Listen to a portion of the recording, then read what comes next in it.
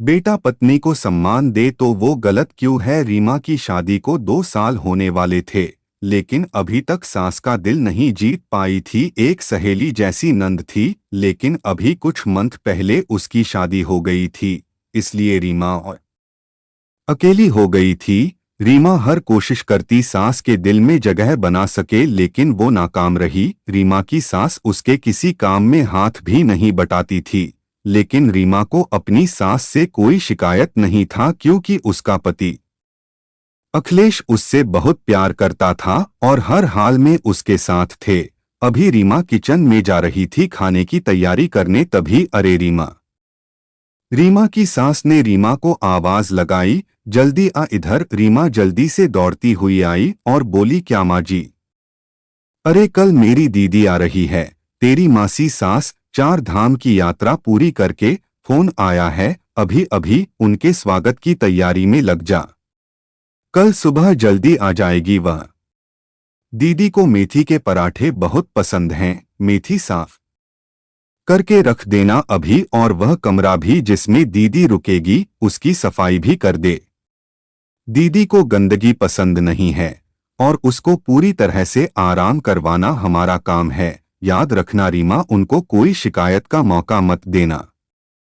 रीमा मन ही मन सोचने लगी, शाम के 7 बज रहे हैं, रात के खाने की तैयारी भी करनी है, कमरा भी साफ करना है, और मेथी साफ करने का फरमान सासू माँ का वह भी पूरा करना है, और सुबह जल्दी भी उठना है।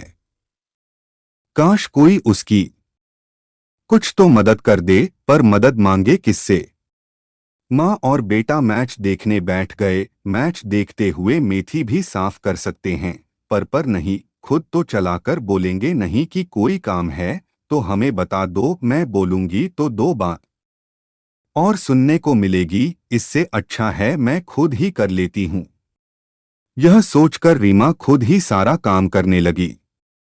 वैसे भी आज तक उसके पति अखिलेश ने जब भी उसकी किसी काम में मदद करनी चाहिए, माँ जी ने जोरू का गुलाम बोलकर उसका मजाक बनाया। इससे अखिलेश ने गुस्सा होकर रीमा के घर के कामों में मदद करना बिल्कुल ही बंद कर दिया। रीमा ने भी फिर कहना बंद कर दिया, उसको शांति से जीना था अखिलेश के साथ, क्योंकि वो नहीं चाहती थी घर में हर दिन कलेश हो और घर का सुकून बर्बाद हो।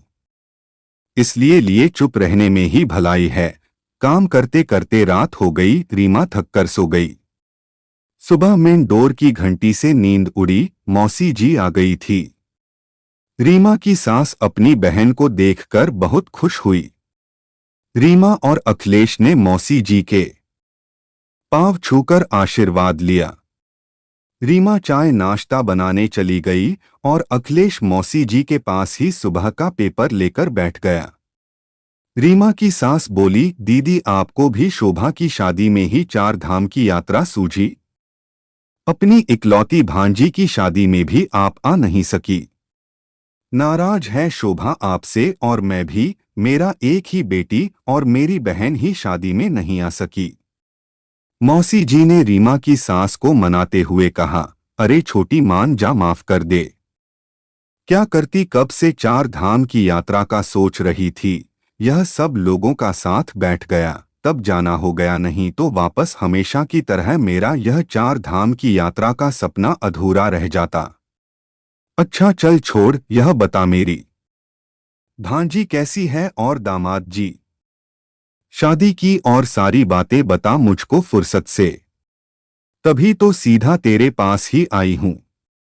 रीमा की सास की आंखों में बेटी और दामाद का नाम लेते ही चमक सी आ गई और बोलने लगी, क्या बताऊं दीदी, आपको किसी की नजर ना लगे मेरी बेटी की किस्मत पर। अरे यहाँ तो लोगों की नजरें भी बहुत तेज है, लोग जलते हैं। मेरी बेटी की अच्छी किस्मत देखकर रीमा की तरफ देखकर बोली, अरे दीदी, इतना अच्छा ससुराल मिला है शोभा को, तो उसके तो भाग्य खुल गए।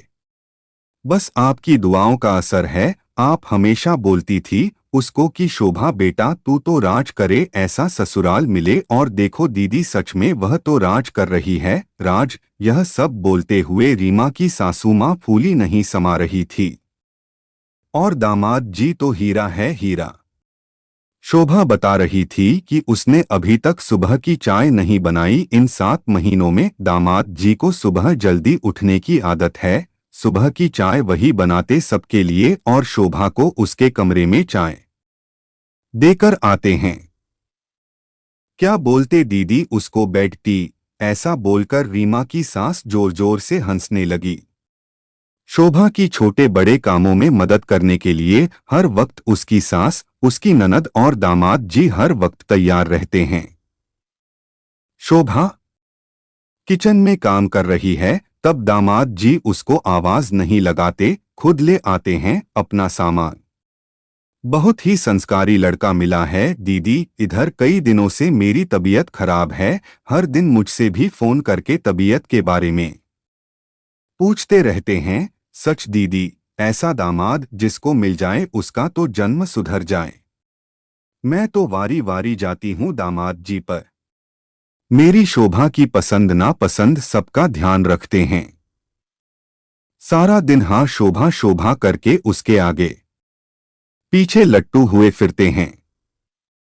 जिस माँ की बेटी का ऐसा पति हो वह तो बहुत खुश नसीब होती है। बेटी की तरफ से चिंता मुक्त हो गई दीदी, मैं तो चैन की नींद सोती हूँ। और जोर जोर से हंसने लग गई रीमा की सासू माँ, और साथ में मासी भी। इस बीच अखिलेश वहां से उठ जाता है और रसोई की तरफ जाने लगता है। तभी माँ बीच में बोलती हैं, अरे तू किचन में क्या लेने जा रहा है? पेपर पढ़, आवाज लगा दे रीमा को यहाँ से चाय नाश्ता लाने के लिए। अखिलेश पीछे मुड़ता है और माँ से बोलता है, नहीं माँ, मैं आज से रीमा को बाहर बैठा हुआ आवाज नहीं लगाऊंगा, बल्कि रसोई में जाकर खुद मुझे जो चाहिए वह ले आऊंगा। छुट्टी वाले दिन जितना संभव हो उतना उसका हर काम में हाथ बटाऊंगा। आज मुझको पता चल गया, आपकी बातें सुनकर अगर पति अपनी पत्नी का किसी काम में मदद करे, हाथ बटाए, उसकी पसंद नापसंद के बारे में पूछे, प्यार और इज्जत से बात कर ले, तो वह जोरू का गुलाम नहीं होता, बल्कि ऐसे व्यवहार और प्यार से तो खुद पत्नी अपने पति की शुक्रगुजार हो जाती है। और पत्नी नहीं बल्कि उसका परिवार और उसकी माँ की तो पूरी चिंता दूर हो जाती है, जैसे आपकी चिंता दूर हो गई। अखिलेश को लेकर मुझको तो खुद पर शर्म आ रही है कि यह बात मैंने पहले क्यों नहीं सोची। काश रीमा की मम्मी भी आपके जैसे अपने दामाद के बारे में यानी मेरे बारे में किसी को इतना खुश होकर बोल सकती। पर चलो कोई बात नहीं, जब जागो तब सवेरा। आज से मुझको भी दामाद जी जैसा बनना है माँ। पीछे चाय नाश्ते की ट्रे रीमा खड़ी थी। वह अपने इस नए रूप वाले अखिलेश को देख रही थी। आंखों के कोर गीले हो चुके थे। रीमा को अखिलेश ने शरारती मुस्कान से देखा। रीमा को लगा 4 धाम की यात्रा मासी जी की पूरी हुई और फल उसको मिल गया है। आज मौसी जी के लिए रीमा गरम गरम मेथी के पराठे बनाने के लिए खुश होकर किचन में दौड़ गई। पीछे से अखिलेश भी आ गया और उसकी मेथी तोड़ने में मदद करने लगा। अगर दामाद बेटी को खुश रखता है तो वह हीरा है, और अगर बेटा बहू को खुश रखे तो वो जोरू का गुलाम हो जाता है। ऐसी सोच क्यों है? और ये एक घर की बात नहीं है, हर घर की बात है। इस मानसिकता को बदलने के लिए घर के बेटे को ही पहल करनी पड़ेगी। पीछे से अखिलेश भी आ गया और उसकी मेथी तोड़ने में मदद करने। अगर दामाद बेटी को खुश रखता है तो वह हीरा है, और अगर बेटा बहू को खुश रखे तो वो जोरू का गुलाम हो जाता है। ऐसी सोच क्यों है? और ये एक घर की बात नहीं है, हर घर की बात है। इस मानसिकता को बदलने के लिए घर के बेटे को ही पहल करनी पड़ेगी। एक ही घर में बेटे और दामाद के लिए इतनी अलग अलग सोच क्यों? दामाद बेटी को प्यार करें तो बहुत अच्छा, बेटा बहू को प्यार करें तो बेटा गलत क्यों?